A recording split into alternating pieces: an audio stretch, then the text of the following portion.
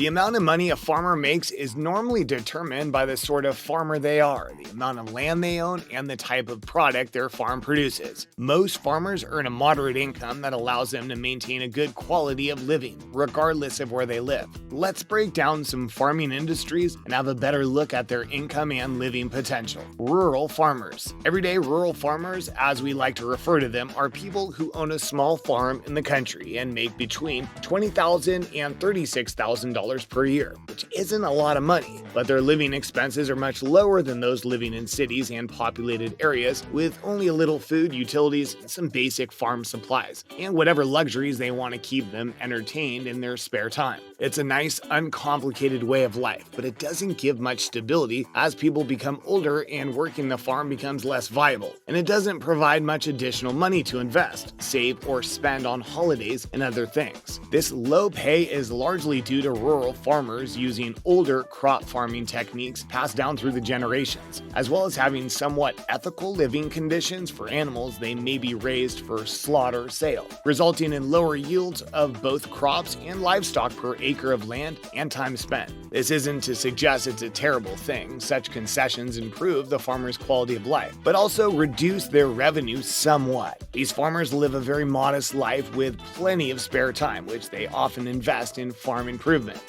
But they don't regard their farm as an investment or business most of the time, instead of treating it as a way of life. Small niche farmers. This refers to farmers who run a tiny plot of land as a business, a genuine business, rather than a way of life. They make up around 4 out of every 100 farmers, and they grow a lot of the most expensive veggies and herbs. Think rosemary, basil, organic kale, alfalfa sprouts, turmeric root, ginger, parsley, and so on.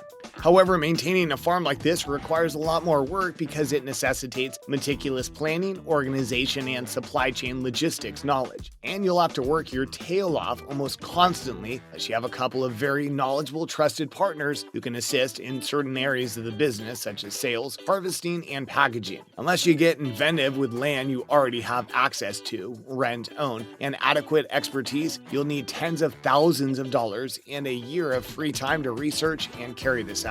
Because of the outrageously high yield, you can do this just about anywhere, even in a large backyard, and make a lot of money. And because of the techniques, you can easily farm in most climates throughout the world all year. Industrial crop farmers. These are the big guys who control tens of thousands of acres of land worth millions of dollars. They account for roughly 2 out of every 100 farmers due to the industry's extreme concentration, while providing far over half of all fresh food in the US. Due to the sheer size of these farms, they frequently require complex machinery and technology, a lot of chemicals and fertilizers, and advanced irrigation technology to maintain and keep the crops going. And the owners profit handsomely as a result. On average, each acre they own brings in $400 to $700 per year. But after all the overhead and expenditures, the return's frequently only $50 to $200 per acre. This may not seem like much, but when you multiply it out, the farm owner may expect to make $50,000 to $200,000 each year, more or less assured, thanks to crop insurance and futures contracts that ensure they can sell the crop at a set price when it's ready to be harvested. They also pay down their land debt by $5,000 to $15,000 plus every month, increasing their net value if they ever decide to sell their farm. This may seem great, but it needs extensive knowledge of financial markets, large sums of money to acquire the necessary equipment and land, and a high level of risk, making it only appropriate for the very rich and well-educated, as well as medium-sized businesses. Large multinational businesses worth billions of dollars, on the other hand, are more likely to do so, leasing land from landowners for decades at a time while retaining 60 to 70% of their earnings. The living circumstances aren't really possible to be spoken about because of the outsourced mechanical character of this part of farming. When needed,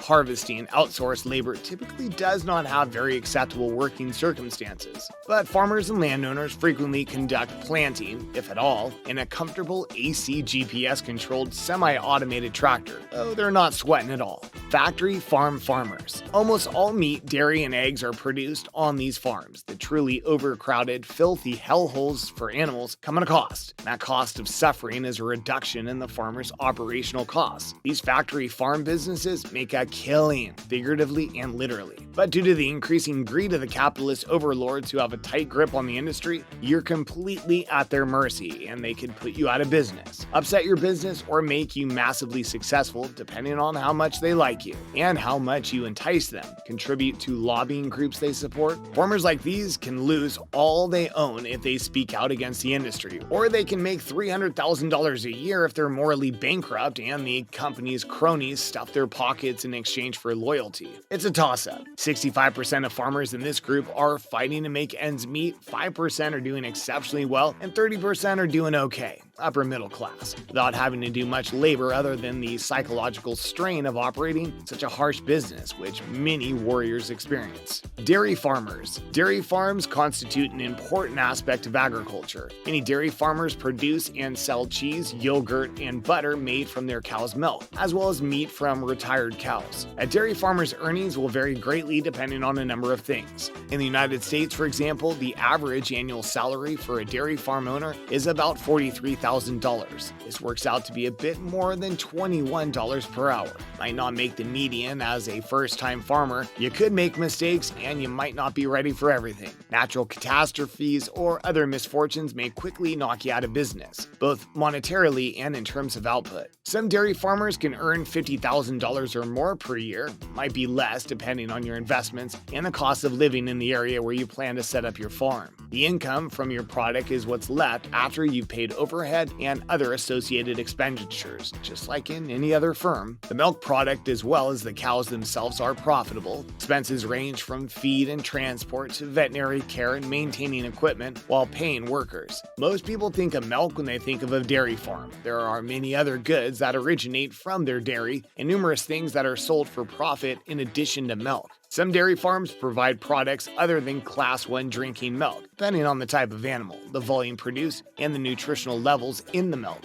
Dairy producers may also make money by selling off their milking cows. Lactating dairy cows can range in price from $300 to $2,000 per cow, based on a variety of factors such as age, production history, calf output, and breed. Supplemental revenue can be generated by calves born at a dairy. Many of the males are sold to be used in veal or beef production. Females are either kept for dairy production, utilized to expand the herd, or sold to other dairies for $450 to $600 for each cow. They can also be purchased by weight. The size of the herd needed to establish a dairy will determine how many dairy cows you need to buy. Dairy cows that are already producing a reasonable amount of milk may be purchased for between $900 to $3,000. Dairy cows may cost hundreds of thousands of dollars to buy and maintain. Expect to give 1.5 to 2 acres per cow if you're purchasing or leasing property for cows, which might rapidly add up if you have a large herd. Due to the high beginning expenses of a dairy, it may take longer to turn a profit. Fish farming, aquaculture. Fish farming typically entails cultivating a range of aquatic species in their enclosure, such as a tank or pond, such as fish, mollusks, shrimp, and so on. Because of the health advantages of their overall demand for meat and animal products, the demand for fish and fish products is increasing nowadays. For starters, fish is a good source of protein and fat. Fish aquaculture is undeniably lucrative. There's especially true at the lowest end of the food chain where they employ inexpensive yet healthy foods. Except for a few species, all Indian and Chinese fish are herbivores, which means they cost less. For example, a fish farmer spent $60,000 on a pond and purchased 1,500 fish species for $20 a piece. Spent an average of $250 maturing them before selling them for $300 to $500 a piece. Some of the excellent things he received back there were like that. You should be aware that in the first year of your fish farming business, regardless of the type of fish you raise, you may not actually be making a profit due to the cost of pond construction, water management and maintenance, and the cost of a few other assets that you may incur in starting your fish business. As always, thanks for watching.